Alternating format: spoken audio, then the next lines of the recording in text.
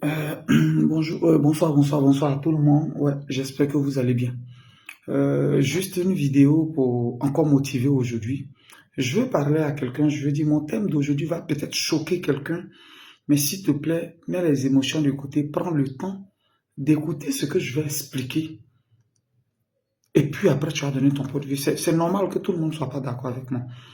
Je disais à quelqu'un hier, j'ai dit, c'est pas Dieu qui rend riche. Dieu rend pas riche. Riche là, Dieu rend pas riche. Mhm. Ils vont dire, ils divaguent, ou bien ils ne croient pas, ou bien il est quoi. Mais je dis, Dieu rend pas riche. Je vais vous expliquer. Être riche, rendre riche, c'est un processus, c'est des étapes pour être riche. Vous savez ce que Dieu fait? Dieu crée les opportunités. Dieu nous envoie les opportunités. Ce que vous appelez chance là, c'est ça moi j'appelle opportunité. Dieu nous envoie les opportunités. Par exemple, Dieu nous envoie des gens sur qui on peut s'appuyer pour devenir quelqu'un. Dieu nous envoie des gens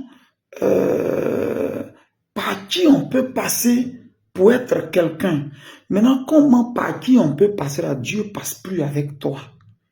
Il a déjà mis ça devant toi. Je vais vous donner un exemple. Je vais vous donner un exemple. Ce que Dieu fait. Et puis vous allez comprendre. Une femme priait chaque jour dans une église, jour et nuit, elle priait. Jour et nuit, elle priait. Elle priait, elle voulait un enfant, ça priait, c'est toujours un enfant, un enfant. Et un jour, à l'église, prophétie sort.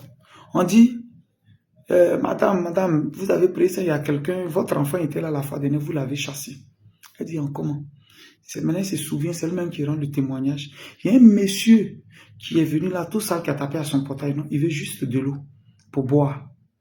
Elle a dit qu'il n'y a pas de l'eau ici, qu'elle a vu le monsieur, bon, elle a eu peur d'une manière, ou bien il est sale, elle a chassé tout de suite. L'eau, là, si elle donnait simplement pour donner à boire, c'était sa chance là. Dieu qu'elle priait toujours, qu'elle n'a jamais vu. Dieu, on ne sait pas comment il vient. Dieu, comment il vient dans nos vies, on ne sait pas. Je disais à quelqu'un que nos plus grandes opportunités dans nos vies ne viennent pas dans l'emballage qu'on a souhaité. C'est-à-dire, ce qui va te faire réussir là, ce qui va faire que tu as sorti de ton trou là. Je jure que si c'est écrit dessus là, personne ne va reconnaître ça. Tu vois, donc ce n'est pas écrit dessus. Si c'était écrit dessus, la personne allait devenir quelqu'un. Mais vous savez ce qui nous pousse? Il y a la conscience que Dieu a mis en nous, qui nous permet d'opérer un distinguo entre le bien et le mal, qui nous pousse juste vers l'avant. Alors, je vais dire à quelqu'un, chaque jour quand tu finis de prier, tu fais jeûne et prière, tu fais jeûne et prière, tu fais jeûne et prière. Quand on finit là, on sort pour aller chercher les opportunités, on sort pour aller déposer ses papiers. On sort pour aller déposer, pour taper à des bureaux. On veut déposer les papiers. Sinon, ça ne va pas te trouver à la maison. Je veux dire à quelqu'un, être riche, c'est un processus. Dieu ne rend pas riche, Dieu crée les opportunités. Par exemple, pour être riche, il faut travailler. Et le travail, Dieu, il t'envoie. Mais Dieu ne viendra pas à ta place pour mettre 50 000 francs de côté dans ton salaire chaque fin du mois. Dieu ne fait pas ça. Dieu, ce n'est pas une caisse. Dieu ne fait pas caisse pour les gens. Est-ce que vous comprenez? Ce qui rend riche en réalité, c'est le sacrifice. Le sacrifice. Quand un jour tu as écouté la vidéo de Guigui Le Gourou et que tu as pris conscience et que dès lors tu décides que oui, à partir d'aujourd'hui, voilà ce que je vais faire, il y a d'abord le sacrifice qui rentre en jeu. Le sacrifice, c'est ce qui paye en réalité. C'est-à-dire, qu'est-ce que je faisais par jour et qu'est-ce que je faisais avant et depuis, je travaille et je n'arrive pas à sortir ma tête de l'eau. Il faut que j'arrive à diminuer ça. Voilà d'abord le processus, ça commence d'abord par un sacrifice. Alors, si je payais 4 casquettes par mois ou 2 casquettes par mois, 2 manteaux, bien une chaussure, de temps en temps, je faisais ça, j'avais 5 sorties. J'avais 5 sorties par jour. Du coup, il va falloir que je commence à diminuer ces sorties-là. Il va falloir que je commence à diminuer ces sorties-là rapidement pour que je puisse être quelqu'un. Voilà comment les choses se passent. Qui est en train de m'appeler? Non. Voilà. Excusez-moi, mais je vais continuer la vidéo. Vous voyez un peu ce que je suis en train de dire. S'il y a des choses que je faisais auparavant, si je sortais 4 fois, 5 fois, que je payais 2 sacs à main ou bien 1 sac à main par mois, et puis depuis ma vie est au même niveau, et puis ça n'avance pas, il va falloir que je commence à diminuer. Du moment où tu diminues, que tu respectes, c'est déjà le sacrifice. Parce que c'est le sacrifice qui paye. Sinon, le salaire lui-même, il ne paye pas. Je dis que Dieu ne rend pas riche. Dieu crée les opportunités. Tu as ton gars, tu as ta go, ou bien tu as ta go. Tu décides aujourd'hui, je décide pour moment. Voilà, aujourd'hui, vraiment, on a été ensemble.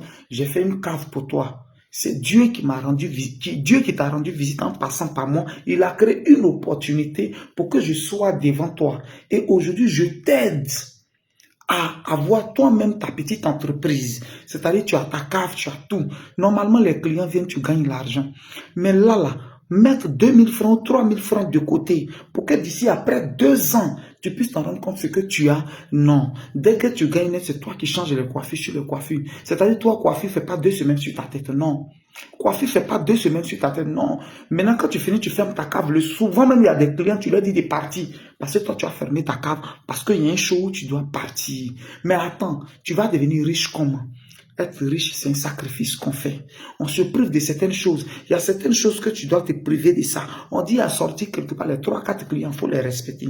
Être riche, c'est se lever le matin aussi. Parce que les clients, tu leur parles mal. Comme c'est ta cave, tu viens l'heure à laquelle tu veux. Les clients viennent, ils retournent. Tu viens l'heure à laquelle ils veulent. À quel moment tu vas être riche? Dieu ne rend pas riche. Non, Dieu crée les opportunités. Et l'opportunité, Dieu l'a créée en passant par moi pour te faire un maquis. Dieu a créé une opportunité pour toi. Il n'y a que les Africains qui pensent que Dieu rend riche. Dieu ne rend pas riche. Dieu crée les opportunités. Dieu envoie les occasions. C'est ce qu'on appelle, il a eu la chance. Est-ce que vous ne connaissez pas des gens comme moi? On n'a qu'à être vérité. Est-ce que vous ne connaissez pas des gens comme moi qui ont eu la chance de tomber sur de bonnes personnes, ou bien de tomber sur un bon travail, mais qui ont foutu la merde dans le travail? Est-ce que ça là, quelqu'un va dire non que c'est le diable ou bien c'est Dieu qui n'a pas voulu qu'il dure là-bas? C'est ça. Dieu n'a pas voulu qu'il dure là-bas et puis il t'a envoyé. Je vais dire à quelqu'un, Dieu ne rend pas riche.